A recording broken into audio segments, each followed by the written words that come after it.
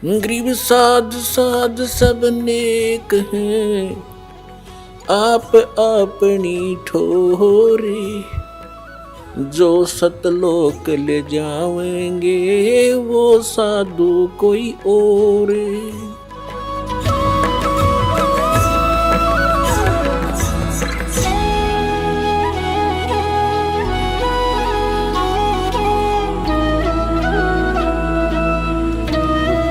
तो पुण्यात्माओं आगे चलते हैं, इसी कथा को पूरा करते हैं।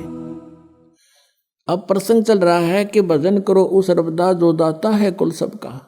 जैसे हम श्री ब्रह्मा जी, श्री विष्णु जी, श्री शिव जी की पूजाएं करते हैं तो इन भगवानों की स्थिति इस ज्ञान से पता चलेगा। अब क्या होता है कि जब भगवान शिव ने देखा कि अस्थि पिंजर भी नहीं रहा तेरे पास, फिर उसका मोह भंग हो गया। मोह भंग हुआ तो उसने जो सोचा कि ये हालत मेरी किस कारण से हुई।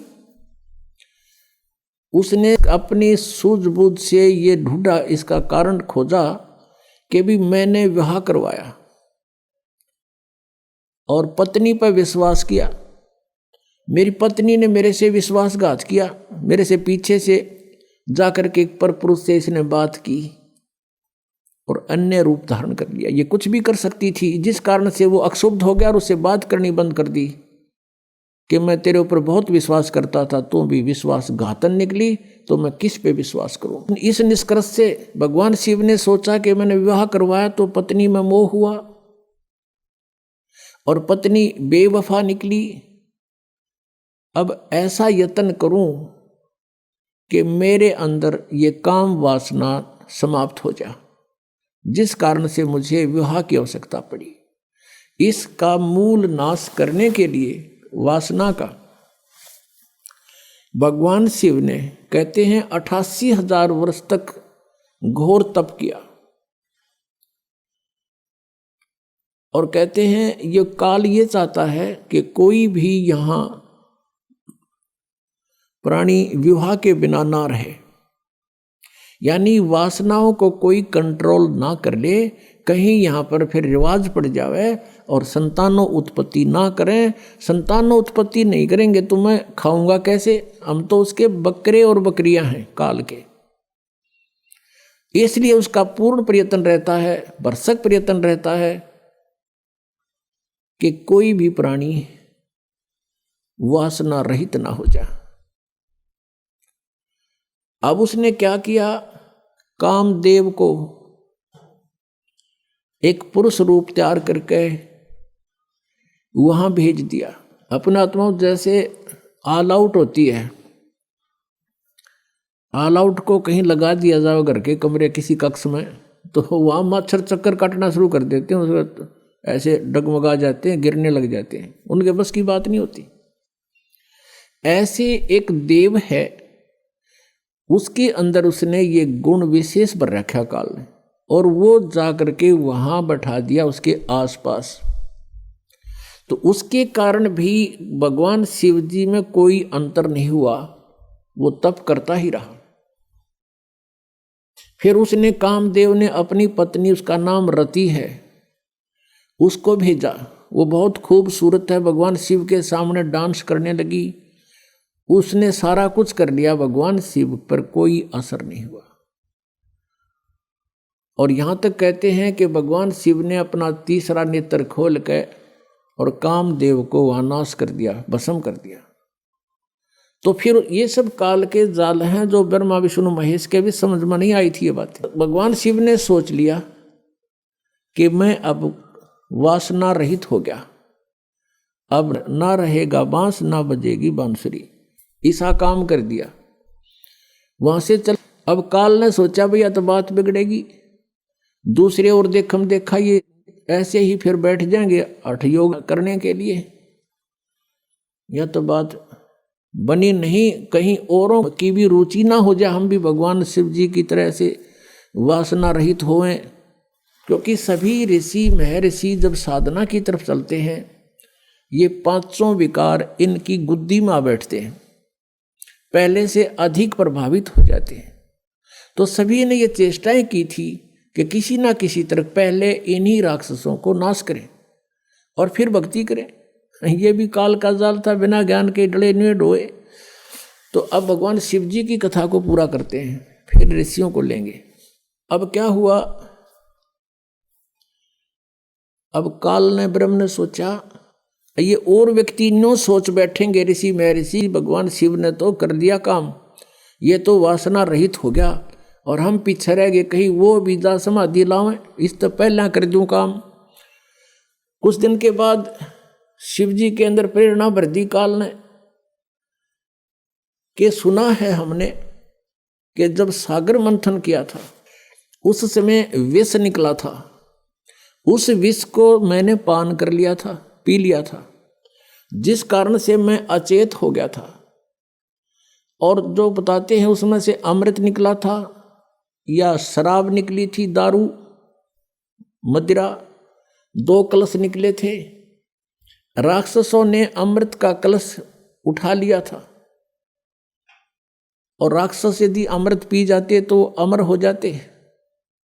इसलिए भगवान विष्णु ने एक मोहिनी रूप बनाकर एक स्त्री का और राक्षसों में जाके डांस किया था। कहते हैं बहुत सुंदर थी वो मोहिनी रूप में, भगवान बड़े सुंदर लग रहे थे और राक्षस मोहित हो गए थे। राक्षसों से वो अमृत का कलश सिर पे रख के डांस करती करती उनको मदहोश कर दिया था। वो कलश दूसरी तरफ पकड़ा दिया था और मदिरा का कलश सिर पे रख के वापस उनको दे दिया था।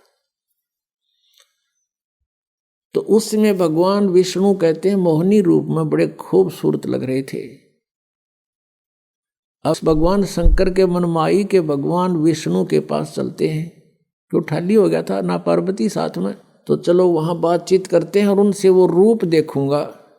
अब मैं होश हवास में हूँ भाई, उस रूप को पूछूंगा कैसा रूप था, एक बार बना के दिखाओ। इस उद्देश्य से भगवान शिव जी आगे विष्णु जी के लोक में और बैठ गए उनकी पौड़ी में आके, उनके गेस्ट रूम में बैठ गए। विष्णु जी पता लगा अंदर से आए, कुशल मंगल हुई। कुछ देर के बाद भगवान शिव ने अपना उद्देश्य जाहिर किया, प्रकट किया कि मैं इस उद्देश्य से आया हूँ। मैंने सुना है कि आपने सागर मंथन के समय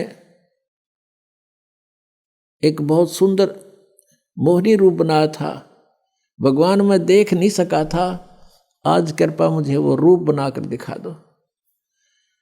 भगवान विष्णु हंसने लगे कि हे भोलेनाथ, वो तो कोई सर्कमस्टांस थे और जब वो बनाना पड़ गया, ये बताओ नी रूप बनाऊं, कोई बात हुई या मुझे शर्म लगेगी। अब भगवान शिव जी कहने लगे कि जब तक आप मुझे वो रूप बनाकर नहीं दिखाओगे तब तक मैं यहाँ से नहीं जाता। मैं तो ये बैठ गया, वो बैठ गया उनके द्वार का आगे पार्क में, बगीची में हठ योग करके। भगवान विष्णु ने सोचा कि 88,000 वर्ष तक ये उड़ा बैठ के आ गए, अरे भी इसने आड़े चमटा गाड़ दिया, ये उठे नहीं। इससे पीछा छुटवाने के लिए भगवान विष्णु ने कहा, वहाँ तो उनसे कहा कि नहीं ऐसा नहीं हुआ करता, ये मुझे शर्म आती है, मैं नहीं ऐसा कर सकता। यूँ कह के अपने घर में अंदर चले गए महल में। वहाँ से अंतर ध्यान हो गए और उसी बाग में, सामने भगवान विष्णु का बाग था उस रेस्टोरेंट का, उसमें कुछ दूरी पर एक सुंदर लड़की का रूप धारण कर लिया। और भगवान शिव जी की दृष्टि जब पड़ी, भगवान शिव जी उठ कर चाल पड़े हैं और वो मोहिनी रूप आगे आगे चलने लगा, वो पीछे पीछे। भगवान ने भी स्पीड पकड़ दी, अच्छी दूर तेजी से चलने लगा और वो कभी वृक्षों से इधर हो जावे, कभी इधर से, और जाके भगवान शिव ने उसका हाथ पकड़ लिया। पहले भगवान शंकर पूछ रहे थे विष्णु जी से कि ईसा मोहिनी रूप के हो गया, सारे बावले बना दिए हुए राक्षस, उन सेना रहा भी तो उसने कलश भी बदल दिया, ऐसे कभी हो सकता है, न्यू कह रहे थे। तो जब उसने देखा भगवान शिव जी नो सीधे चल पड़े, लड़की तो ऐसे ऐसे चल रही है छड़ों से कांटों से बच के, और भगवान शिव जी सीधा कांटिया में गौ लिया बाईपास, और जाकर उस लड़की का हाथ पकड़ लिया जो ही उसने हाथ छुआ उसी समय भगवान विष्णु जी अपने रूप में खड़े हो गए और हंसने लग गए। अग भोलेनाथ उनको न्यू मूर्ख बना दिया जैसे इतने काटे भी ना दिखे, माँ छड़िया में कहा गया सीधा। और उधर से वह वासना कित गई, 88,000 वर्ष डरे ढोकाया तू, कहाँ गई वो साधना तेरी। इसके विषय में परमेश्वर कबीर जी कहते हैं, जैसे अग्न काष्ठ के माही है व्यापक पर दिखे नाही, ऐसे कामदेव पर चंडा व्यापक सकल दीप नौखंडा। कि जैसे अग्नि काष्ठ के अंदर लकड़ी में विद्यमान है पर दिखाई नहीं दे रही, ऐसे ही ये वासना आपके प्रत्येक प्राणी के अंदर विद्यमान है। और जब ही इसको थोड़ी सी भी कहीं से आंच मिल जाएगी, आग ज्यों की त्यों है। परमेश्वर कहते हैं जिन साधनाओं को तुम कर रहे हो, इनके आधार से विकार मरे मत जानियो। जैसे भूबल में आग, जैसे गोस्सा होता उपले, या कोई अग्नि को जो लकड़ी जल जाती है धंधकती रह जाती है, उसको अंगार बोलते हैं। उस अंगार को राख में दबा दिया जाता है और कुछ घंटों के बाद उस राख को ऊपर से ऐसा लगता है जैसे ये बिल्कुल शांत हो चुकी है, उसमें कोई हीट नहीं रहती, गर्मी नहीं होती। और जब उसको निकाला जाता है तो वो आग, वो लकड़ी पहले से भी अधिक तेज मिलती है, धंधकती मिलती है, वो कोयला। तो यहाँ परमात्मा कहते हैं जो साधनाएं तुम करते हो ये व्यर्थ प्रयत्न डले ढो रहे हो। विकार मरे मत जानियो, जो भूबड़ में आग, ये थोड़े से दिन शांत हो जाते हैं और जब भी अवसर आता है ये न्यू के न्यू एज इट इज मिलते हैं। इनका तरीका बताया परमात्मा ने, जो हम साधना बताएं और ज्ञान आधार से ये आपके जो विकार हैं ये शांत हो जाएंगे और धीरे धीरे ये बिल्कुल नॉर्मलाइज हो जाएंगे। खत्म नहीं होते लेकिन नॉर्मलाइज हो जाएंगे और ज्ञान के रस्से से ये बांध दिए जाएंगे, फिर ये हिल नहीं सकते। अब कितना ही शरारती पशु है, उसने अच्छा करड़ा बांध दिया मोटे रस्से थे, वो करें जाएगा फूं फूं, अपनी थोड़ी बहुत रेंज होती है उसकी, तो वो हानि नहीं कर सकता। ऐसे ये परमात्मा के ज्ञान से और इस भक्ति की शक्ति से ये ऐसे कंडम हो जाएंगे। ये बकवास करेगा, मन की आदत है, क्योंकि किस ब्रह्मांड का स्वामी है, लेकिन इस ज्ञान रूपी रस्से से ये इतना तगड़ा बांध दिया जाता है, ये अपनी मर्यादा को लांघ नहीं सकेगा।